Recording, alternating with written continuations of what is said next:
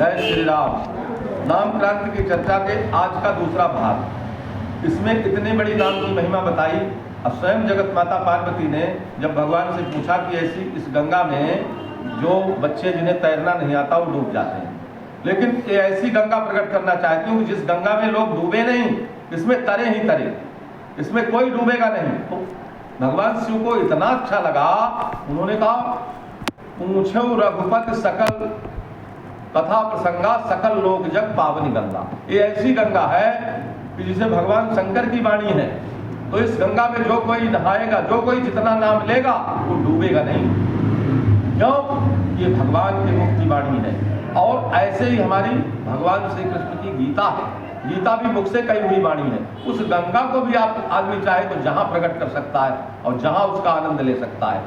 तो मैं बड़ी एक प्रार्थना कर रहा हूं सबसे कि भगवान से लोग मांगने के लिए ज्यादा है, और जितने भी लोगों ने भगवान से मांगा है, भगवान से जो भी जितने लोगों ने मांगा है वो क्या उसको बचा पाए हैं? रावण जैसा लंकाधिपति सोने की लंका मांग लिया शिव से, लेकिन वो सोने की लंका बच नहीं पाई। और विभीषण जी देखो, हनुमान जी ने जब बताया कि भगवान श्री राम के नाम की कितनी बड़ी महिमा है, भगवान की शरण में आओ, और भगवान की शरण में जब आ जाओगे तो तुम्हें क्या मिलेगा ये तुम खुद ही अनुभव कर लोगे। तो विभीषण जी कुछ लेके नहीं आए भगवान के पास, श्री राम के पास, और सिर्फ खाली हाथ आ गए। समुद्र से जल भी नहीं लाए, और मात्र क्या बताया मेरे राम से, श्रवण सुजा से सुनी आयो प्रभु भंजन भाव भीर, अत्राहि त्राहि आरति हरन श्रवण सुखद रघुवीर, दीन बचन सुन प्रभु मन भावा, अभुज विशाल गई हृदय लगावा। भगवान ने हृदय से लगा लिया, और भगवान ने तुरंत राज तिलक कर दिया कि आप लंकेश हो।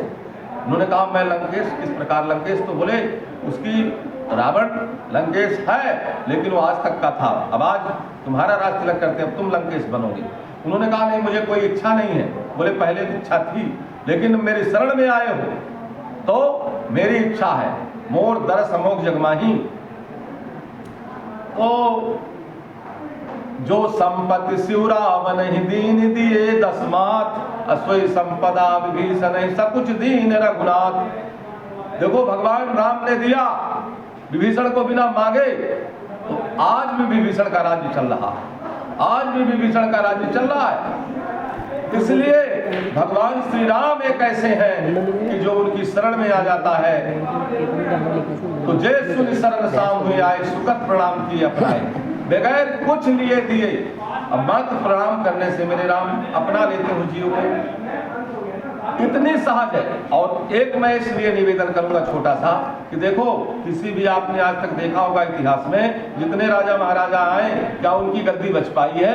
सब चले गए छोड़ छोड़ करके। हमारे शरीर के बाल एक दिन सफेद हो जाते हैं, हमारी आंखों में चश्मा लग जाता है, हमारे मुख के दांत चले जाते हैं, और कोई स्थिर नहीं है समय। इसलिए इस मनुष्य जीवन के रहते रहते मनुष्य जीवन को भगवान की शरण में आकर के अपना कल्याण कर लेना चाहिए। सियावर रामचंद्र की जय।